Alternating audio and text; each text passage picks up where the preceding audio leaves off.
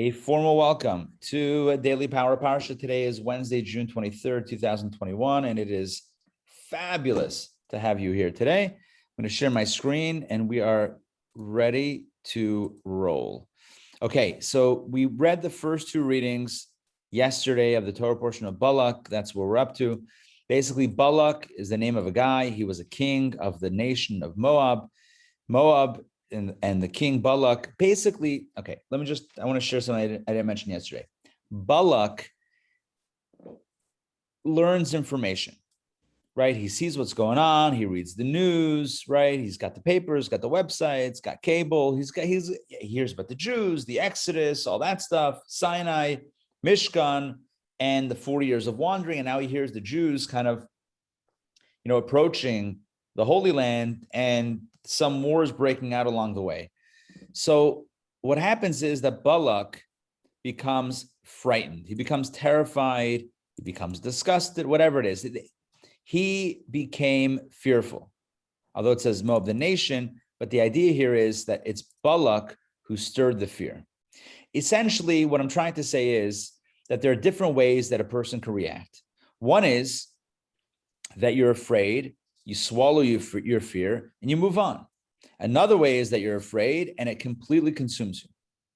Are you with me on that? The idea of the fear, what does fear do? So you and I can't control what happens to us, or more importantly in this context, what happens around us, what happens in the world. But what we control is our reaction. So there's fear, and then there's fear that leads to devastating results. I wonder if I can pull up. Let me see if I can do some recon over here. Right before the Torah portion of Balak, we have the Torah portion of Chukat. And that was last week's Torah portion. At the end of last week's Torah portion, reading number 7, look what happens here. The Jews are about to engage in a battle with Og, the giant, the king of Bashan. Moses ultimately actually kills the Og, king of Bashan. I mentioned last week, Og was going to throw a mountain. It fell on his head. Moses hit his ankle. He fell, etc. But look at what God says to Moses in verse 34. Do not fear him, for I have delivered him, his people, and his land into your hand. What we see here is that Moses was afraid, to the point that God told him, don't fear him. In other words, God says to Moses, I know you're afraid. You have nothing to worry about. You got this. But you know what we find with Moses? The fear, his fear of Og, his apprehension, never hit the people. I'll say that again. He was afraid, but his fear, he didn't start making everyone else panic around him. This is literally 3 verses before the end of last week's Torah portion. And then you fast forward.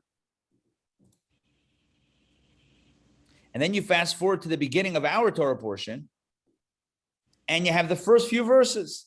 Balak sees what the Jews had done, and Moab, the nation, became terrified of the people. The Rebbe points out that who made the people terrified? It was the king. The king panicked, and he made others panic. And the Rebbe says this is the mark of failed leadership.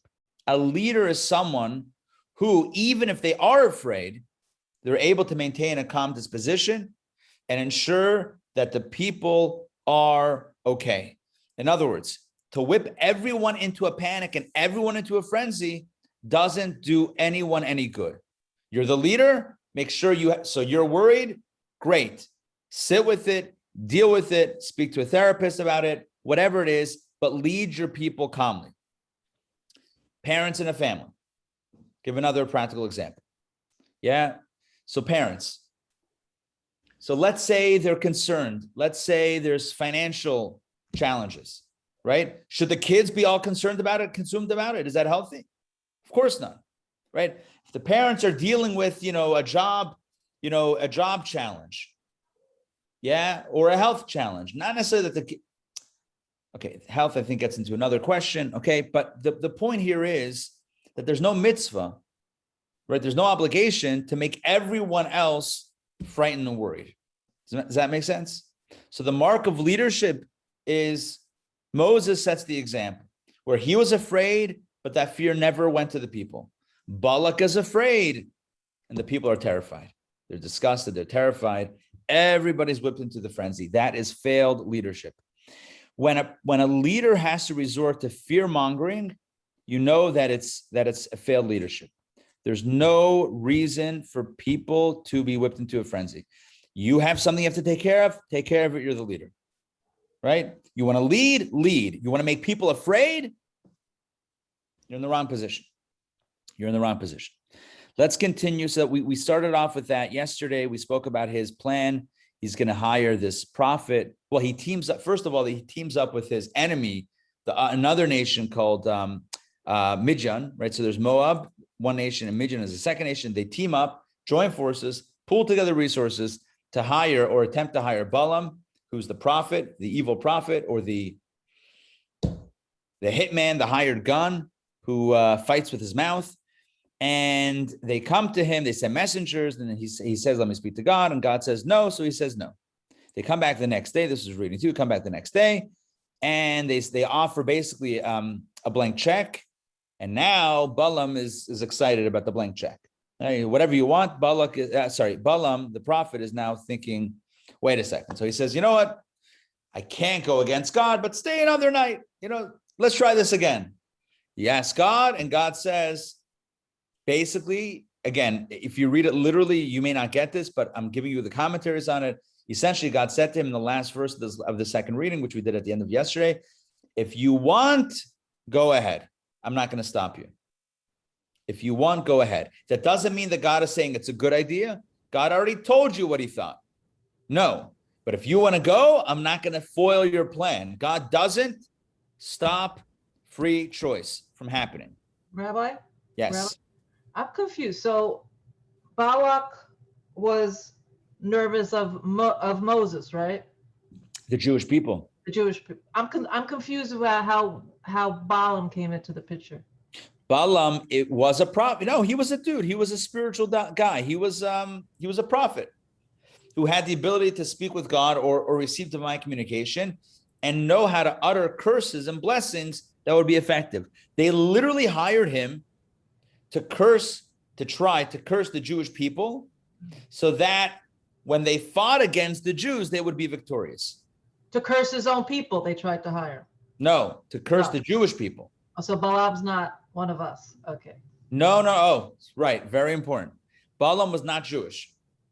So I asked yesterday, so why did God give this evil guy prophecy? And the answer that I said was because God, a few things, free choice once again, but also God, maybe I didn't mention this, so that the nations of the world should never say, it's not fair. You never gave us a prophet like Moses.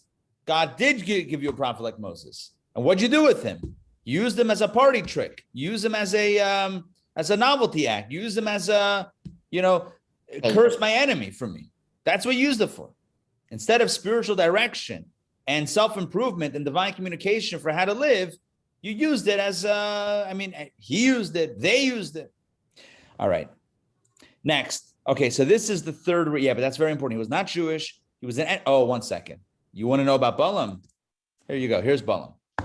Balaam was one of the original 3 advisors of Pharaoh. Remember Pharaoh from Egypt who enslaved the Jewish people? There were originally 3 advisors to Pharaoh. Balaam, Job. I think it was Job. So he's old then. Balaam is old. Yeah. He was around. Well, no, one second.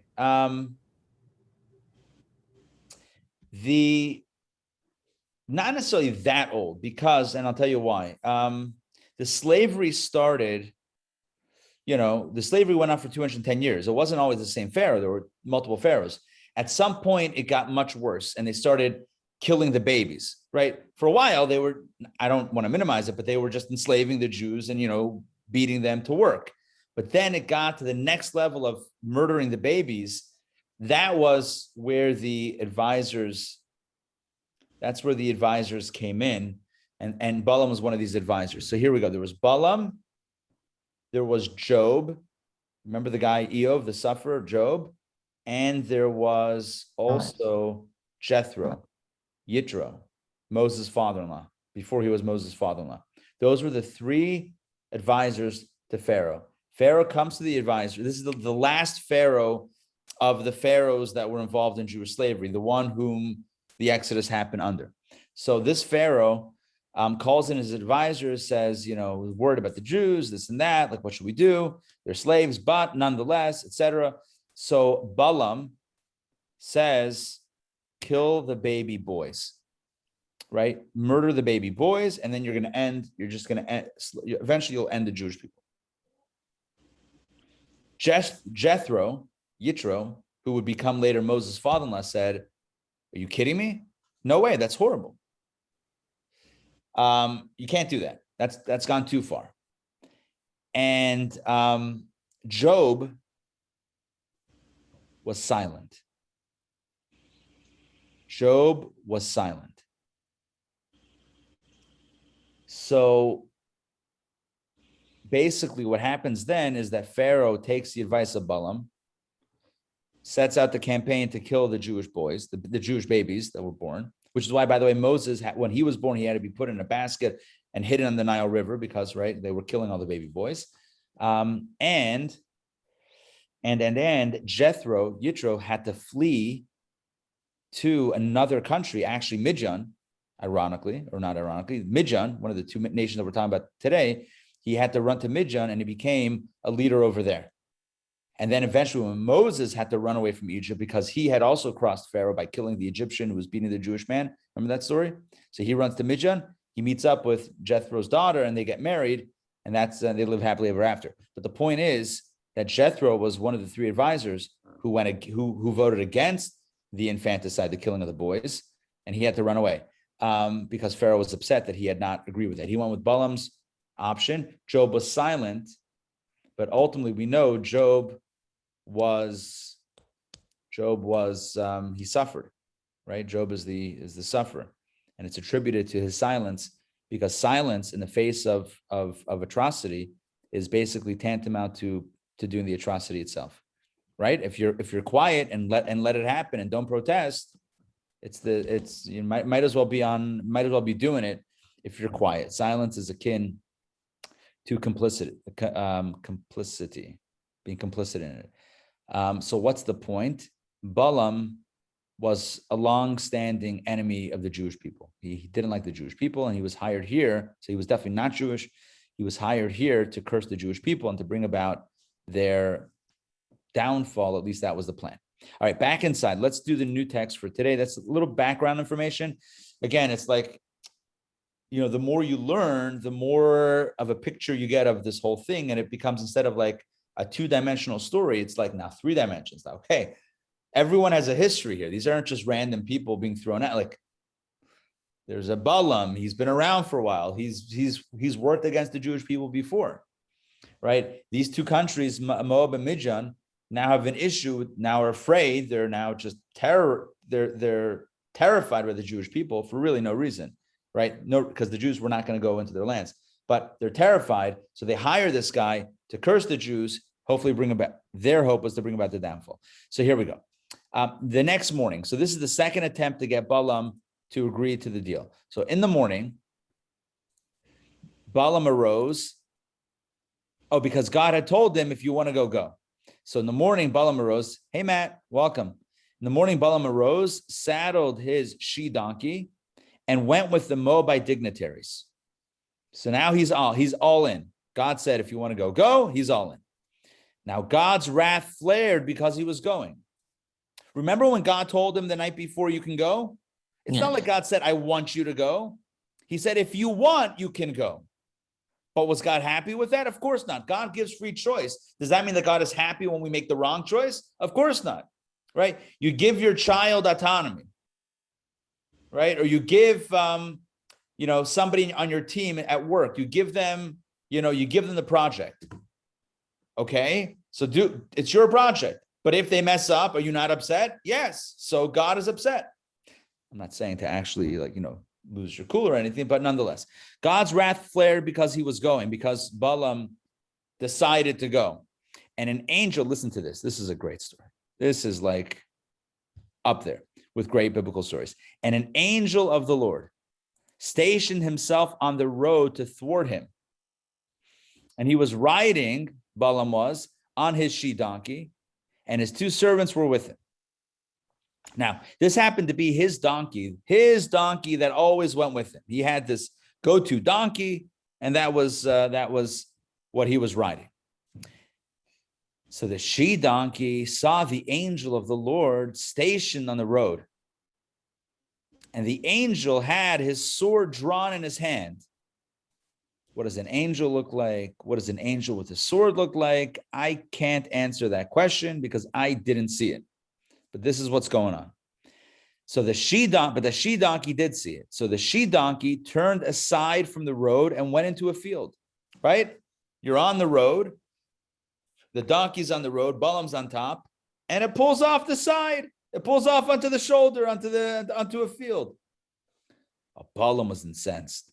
Balaam beat the she-donkey to get it back onto the road. He started clapping the she-donkey. Okay. Fine, they're back onto the road. The angel of the Lord, once again, stood in a path of the vineyards. So you can imagine they continue their journey, and then they're on the road, and there's now a vineyard with a fence on this side and a fence on that side. So now they're going through a narrow space. The she-donkey saw the angel of the Lord, and she was pressed against the wall. So there wasn't much of a shoulder to go off of. So it went as far as it could to the side against the wall or the fence, and she pressed Balaam's leg against the wall, right? You see what's going on here? Like squeezed against the wall. So once again, he beat her. Next, verse 26, the angel of the Lord continued going ahead, and he stood in a narrow place at this point where there was no room to turn right or left. In other words, there's no field. There's not even a squeezed area to go through. There's no right or left. It's just super narrow. The she-donkey, verse 27, saw the angel of the Lord, and it crouched down under Balaam. It decided not to go any further. It can't go around the angel, so it stopped. Balaam's anger flared. This is a 3rd time. Clearly, the dude has anger issues, and he beat the she-donkey with a stick. Okay, that's it. The Lord opened the mouth of the she-donkey. Just in case the story has not gotten out of control yet, that with an angel with a sword and the donkey seeing an angel, now the donkey can speak, right? This is like Shrek, maybe some inspiration for Shrek. So the she-donkey begins to speak. And she said to Balaam, "What have I done to you that you have struck me these 3 times? Why are you hitting me?" Balaam's, as if it's normal, as if it's a normal conversation, Balaam said to the she-donkey. He doesn't say, "How are you talking?" No, he answers, "For you have humiliated me." That answer is so telling. Wow, look at that. He's not angry because he wanted to go somewhere. He's not angry because, he's late. He's not angry because his leg is sore. His feelings were hurt. Look at this guy. Look at can't handle his feelings. Look at that. He's humiliated by a donkey, so he beats the donkey.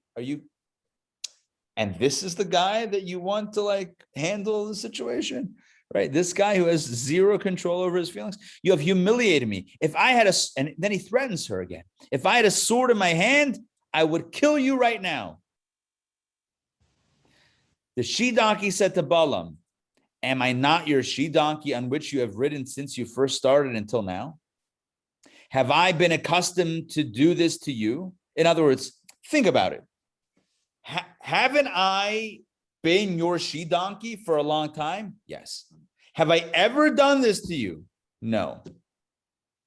In other words, just trying to get him to realize, maybe something's going on that you don't realize.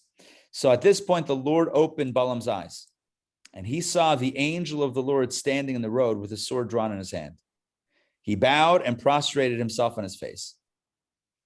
The angel of the Lord said to him, "Why have you beaten your she-donkey these 3 times? Behold, I have come out to thwart you, for the one embarking on the journey has hastened against me. When the she-donkey saw me, it turned aside these 3 times. Had she not turned aside before me, now also I would also have killed you and spared her, the she-donkey." So what we have here is just mind-blowing. The donkey sees the angel. The donkey stops or whatever, deviates from the path. Balaam beats it. The donkey starts speaking. Why are you hitting me? Balaam answers, you've humiliated me. She says back to him, have I ever done this to you before? No. And then Balaam sees the angel. The angel has a sword, and the angel says, what are you doing? Why are you hitting the donkey? I actually am here to try to prevent you from going because you're doing something wrong. And had the she-donkey not done what it did, I would have killed you and spared the donkey. But the dialogue is not done yet. Balaam said to the angel of the Lord, I have sinned, for I did not know that you were standing on the road before me. Now, if it displeases you, I will return. Basically, Balaam says, I didn't know, I didn't see, I had no idea you were there. So if you're upset, I'll go back home. 35. The angel of the Lord said to Balaam, go with these men, but the word I will speak to you, that you shall speak. So Balaam went with Balak's dignitaries. Essentially, although, again, I'm going to stick with the way I explained it before, even though this may sound like a little bit of a twist in the story. God doesn't want Balaam to go. He told him originally, don't go. Balaam says, please, can I go? And God says, do what you want. Then God sends an angel, essentially, for a demonstration. And I'll tell you what that is. And ultimately, the angel says, if you want to go, go. But let me tell you what the message of the angel is. Who sees the angel first? Who saw the angel first? The donkey. Donkey. The donkey. Balaam, right? Balaam, my buddy. You're all arrogant. You're all like, I'm the guy who can curse the Jewish people and bring their downfall. Sure. Even a donkey can have more of a spiritual awareness than you, if God so chooses. Balaam, you're not a big shot. You're not a big deal, right? If God wants, even your she-donkey could have more prophetic vision, spiritual vision, divine vision than you. You get that idea, right? Does that make sense? It's like, come off of your high horse or donkey and recognize that it's not actually you, it's all about God. So Balaam says, so should I not go? He still wants to go. The angel says, go. It's fine. You can go, but nonetheless, you're not going to go against what God wants. Okay. Let's welcome. We have Matt and Mark. Welcome, guys. Okay, let's jump back into the story. So Balaam went with Balak's dignitaries. That was the king of Moab. Now, Balak, verse 36. Balak heard that Balaam was coming. In other words, that he had agreed. So clearly there were messengers that went ahead of the group to say, okay, he agreed. The plan is on. He's headed your way. So Balak, he went out toward him to the city of Moab, which is on the border of Arnon, at the extreme edge of the border. Arnon is, we had that before. Arnon was where the mountain things were crushed. Anyway, the point is that Balak hears that Balaam is coming, so he meets him on the border, at the border. Balak said to Balaam when he arrived, did I not send to you to call for you? Why did you not come to me? Am I indeed incapable of honoring you? So the first thing is, how come you didn't come the first time? Why did it take a second set of representatives to get you to come? I called for you. Why not? Well, you don't think I can honor you? Balaam said to Balak, behold, I have come to you. In other words, I'm here. Take it easy. I'm here. I arrived. Do I have any power to say anything? The word God puts in my mouth, into my mouth, that I will speak. He tells Balak as follows, I am here, but nonetheless, you should know that I do not have any power to say anything on my own. He asked it rhetorically, do I have any power to say anything? Right? Only the word that God puts into my mouth, that I will speak, essentially saying, don't expect, well, I mean, you can expect what you want to expect, but it may not happen exactly as you wish it to transpire. So what's the lesson? So we're going to continue to reading 4 in a moment, but what are some lessons that we get from reading number 3? Number one, we spoke about the notion of not peddling fear. You're afraid, swallow it, deal with it, move on. Don't make others panic around you. Balak makes everyone panic. We spoke about Balaam and his donkey. His donkey has greater vision than he has the ability to speak. Basically, God can give the gift. God can take away the gift of vision, of prophecy, of spiritual awareness. And Balaam needs to be humbled before this experience even starts. So that takes us to the fourth reading. Okay, at any point, remember, you can always unmute and jump in with questions or comments or insights, etc. So here we go. The two are now hanging out together. Balaam the prophet, Balak the king. So Balaam went with Balak and they arrived at Kiryat Chutzot, a city of streets. Apparently it had some streets in the city. Kiryat Chutzot. Balak the king slaughtered cattle and sheep and sent some to Balaam, the prophet, and to the dignitaries with him. And in the morning, Balak took Balaam and led him up to Bamot Baal. And from there, he saw part of the people. So basically, they went up into a mountain or to a hill top, probably a mountaintop, and they looked out and they could see some of the Jewish people that were encamped. Remember, the Jews were traveling, but they were in the area. So they went up on a high mountain. They could see some of the Jewish people encamped.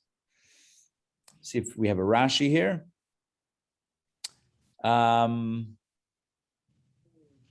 Okay. He took him to Kiryat Chutzot, a city of streets. Rashi says, a city full of markets, with men, women, and children in its streets. So as if to say, see, have pity. See and have pity. Said all these people are not annihilated, right? The king, again, he's playing the victim. He's like, look at all my people, innocent people, and the Jews are going to slaughter them. I really need your help to stop them. Again, the whole thing is based on just absolute fake news. The whole thing was not even part of the plan. Jews were not going to conquer the nation of Moab, the land of Moab. It wasn't even going to be a thing. Numbers chapter 23, let's begin a new chapter, reading number 4. Balaam said to Balak, this is the prophet, said to the king, here's what I need. You want me to curse the Jewish people? Here's what I need. Build me 7 altars here on top of the mountain, and prepare for me 7 bulls and 7 rams. I need 7 altars, 7, altars, flat platforms. And I need 7 bulls and 7 rams. All right, done. Game time. Balak did as Balaam had requested. And Balak and Balaam offered up a bull and a ram on each altar. 7 altars, 7 bulls and rams. Each one had a bull and a ram offered on it. Balaam said to Balak, the prophet said to the king, stand beside your burnt offering, and I will go. Perhaps the Lord will happen to appear to me, and he will show me something that I can tell you. And he went alone. Essentially, the prophet said to the king, stay here by the altars where we just brought these offerings. I'm going to go wander off on my own, and maybe I'm going to get some sort of divine experience, some sort of prophecy, some sort of situation. So God chanced upon Balaam. So he wanders off on his own. God chanced upon Balaam. Chance. The Hebrew word is vayikar.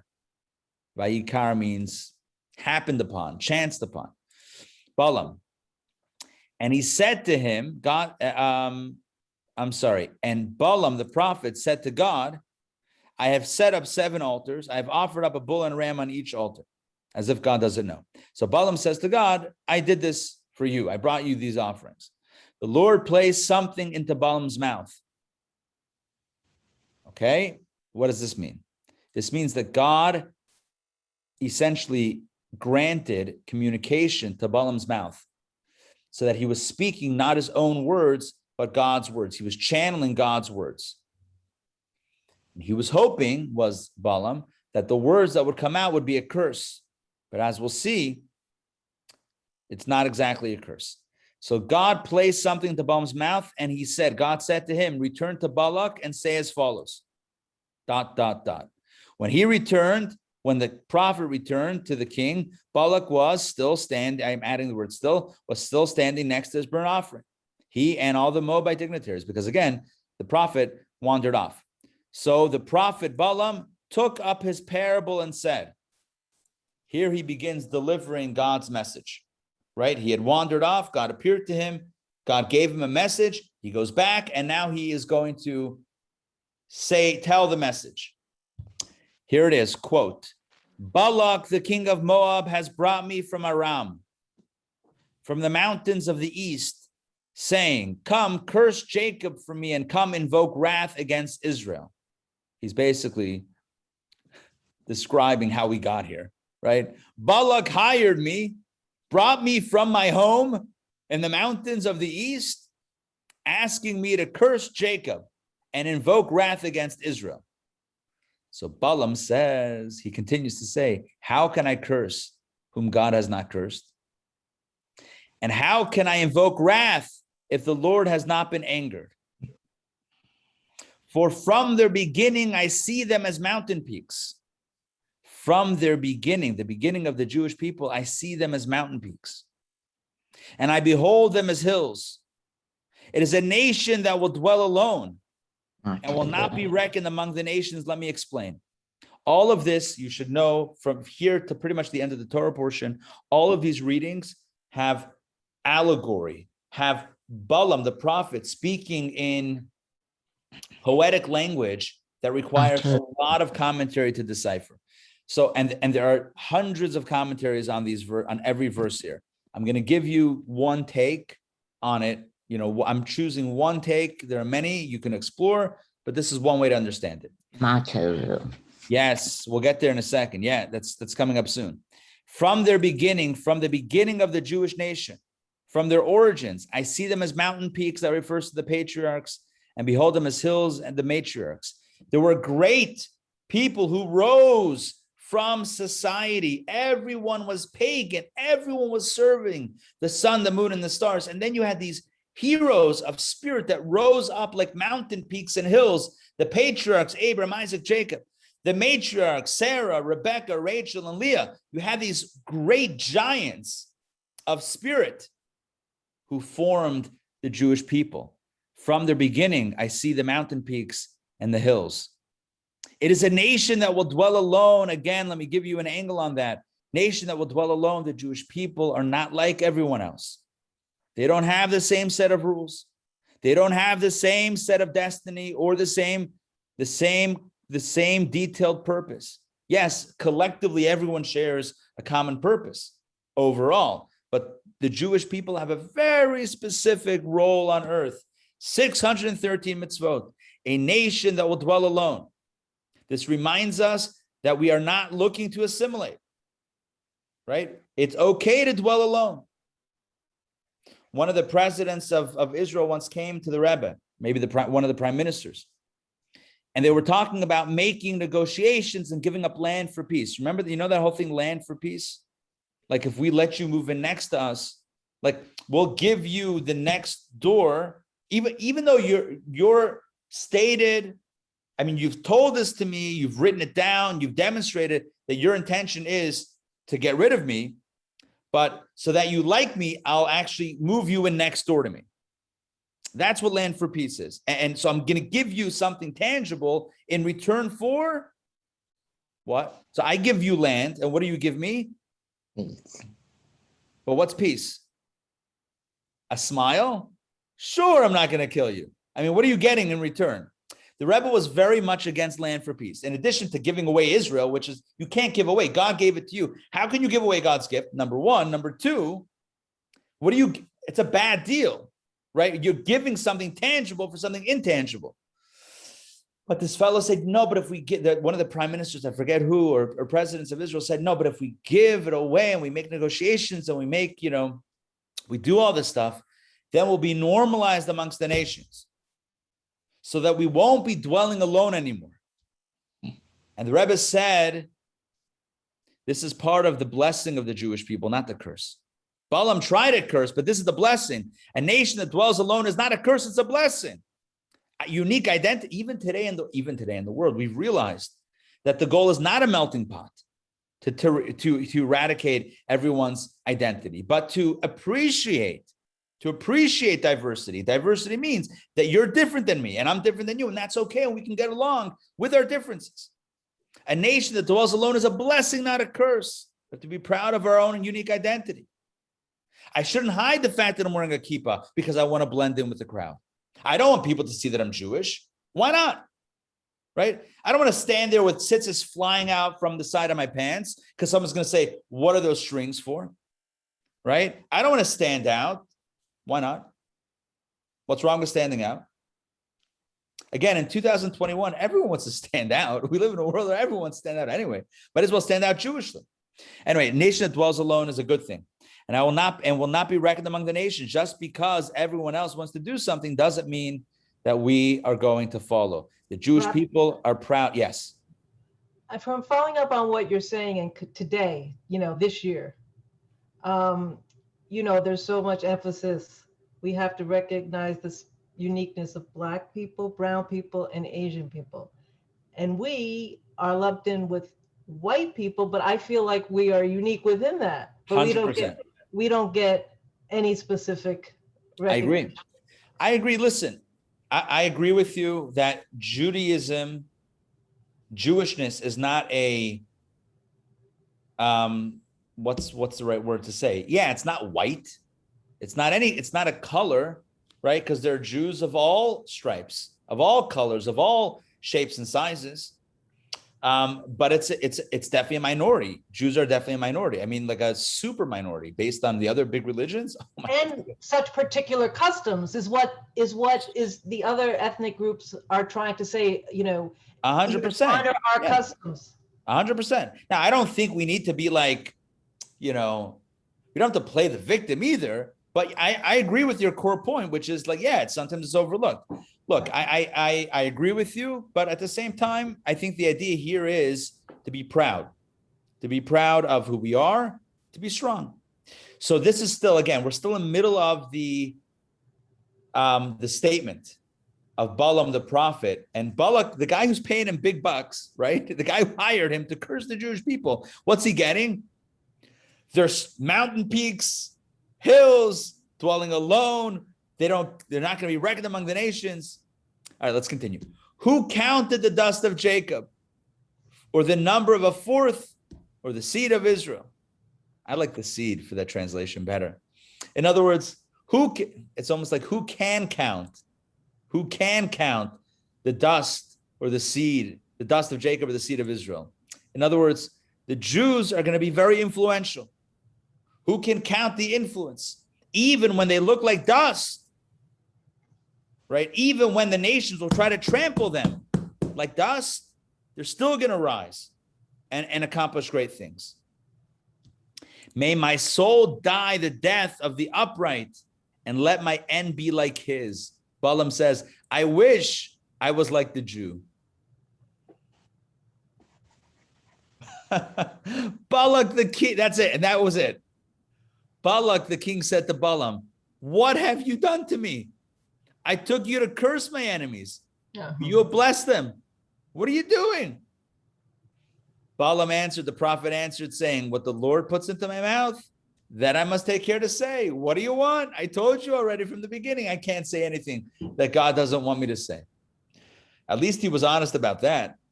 So here we go. This is the first attempt at cursing and the first series of blessings, talking about the Jewish origins, the strong roots, the strength of the children. So the parents are strong. The parents, the patriarchs and matriarchs are mountain peaks and hills, strong and defiant and unique and original and counter culture, not afraid to go against everything else, not afraid to challenge convention. And the people, the children, have the same conviction, the same individuality. And the people are going to be accomplished. Maybe they won't be the most numerous in numbers, but in influence, very influential. And then he says, I wish I had that same blessing like they have. So this is a summary of curse attempt 1. There's going to be 3 attempts in this week's Torah portion. This is the first attempt. Every attempt is going to fail. Every attempt at cursing is going to end up as a blessing. What's actually fascinating is that some commentaries point out that you could see from the blessings what Balaam wanted to curse them with, because it's kind of like the opposite of what the curse would be of what the blessing would be the curse. But anyway, we don't have time to get into those commentaries, into the details, but that's an overview, or that's a basic understanding of this. You should know that there's a lot of Rashi. You see all that Rashi? There's a lot of Rashi over here. I quoted some Rashis, or I gave you some Rashis, and other stuff. Okay. All right. Questions, comments? Jump in. Ari, overall, Balaam sounds very Jewish. He does. He doesn't sound like a goy. It sounds like a Jew. Everything which he says. Yeah. He sounds like a friend, not an enemy. I mean, even before the blessing, it's just that when you talk about Hashem this and all that, he doesn't say that they're God. He says Hashem. Right. Yeah. He definitely had a close relationship with God. And God blessed him with prophetic visions, and God communicated with him. But he tried to use it for evil. He used it for selfish and evil purposes. He was no friend of the Jews. I mentioned before, I'm not sure if you were on when I mentioned this, that Balaam was originally, in his previous life, one of the 3 advisors to Pharaoh, and the advisor who gave the advice to throw the Jewish boys into the Nile River to drown them upon birth. Yeah, he was the guy that gave that suggestion. He was no friend of the Jews, even though he had this spiritual connection. Why did he have if he was such an evil guy, which he was, how did he have a spiritual connection? We explained that God wanted to give the nations of the world a chance. God said, look, I'm giving you a prophet. Let's see what he does with the power. Let's see what you guys do with the power. And they used it for curses. They try to curse other people, which is not cool. Ray. Yeah. Okay, so while he was going to curse them, on the other hand, he saw the tents. He saw how they were living together with the flaps up and yet next to each other. So he said, Matovu Ohalecha. He ended up blessing them. Yes, correct. So that's going to come in either tomorrow or the next day. Let me take a quick look. Let's see if we can find this. Yeah, no worries. It's definitely in this week's Parsha. That will come. Let's see if it's tomorrow. No, not tomorrow. Let's see if it's the next one. Yeah, this is in reading number 6. We'll do this on Friday. We got the Matovu right here. Matovu Alecha Yaakov Mishkan Masech Yisrael. This is from we say this in the prayers every morning. We quote Balaam. Yeah, we'll speak about it. We'll get there. But yeah, he has 3 attempts to curse. He tries 3 times, and each time he fails. You should know that even as much as he believes in God and talks about God and God this and God that, and I can't do anything other than God, when he opens his mouth, he's still trying to curse the people. But he can't. He literally can't. He can't. It's like something else is speaking through him. So I guess I would like to, Donna, jump in. So God took away his free choice. Right? So much for my idea the last 2 days. Blows that up. You're right. What can I say? I will tell you that, first of all, it's okay to also have conflicting messages and have to sort that out. It's also okay. But I will say this. In the Torah, we do find intervention on some occasions, right? God ultimately intervenes with Egypt and Pharaoh, bringing the 10 plagues and ending slavery. That's an intervention, right? God didn't wait for Pharaoh to become enlightened and abolish slavery on his own and say, you know what? I actually think that I should just let them do their thing. God didn't wait for that, right? So there is some divine intervention. What I was extracting is, even in the story that we will have strong intervention, we see that there was still an element of free choice, whether to embark on the mission or not. But ultimately, I'm sorry. It was odd that he was like 3 times told don't go or don't do it, right? And that's pretty odd. Yeah. He never learned. Yeah, he didn't learn. at the end of the day, but you know what? Maybe it's the same thing as actions and outcome that I mentioned 2 days ago, or maybe three. Did we even have 2 days ago? What was yesterday? Yesterday, 2 days ago, we didn't meet. There's what we do, and then there's what happens based on what we do. So we control our choices, but we don't control the outcome. So maybe Balaam chose to curse, and he opened his mouth to curse. The outcome is a blessing because God controls the outcome. I understand that raises a question. So if God controls the outcome, so how come God didn't stop atrocities? How come God doesn't stop atrocities? Sure, somebody decided to pull the trigger, but maybe God should jam the gun or cause the bullet to go somewhere else. I mean, it almost seems like it's part of the plan. I mean, it definitely is part of a plan. As to why God doesn't, when and how and why God steps in to change outcomes, I did mention that yesterday. That is already in the realm of only God knows. And if I would know, I would be God. And I'm just letting you know I'm not, so I don't know. So that's where we're holding with that. Anyway, but definitely some food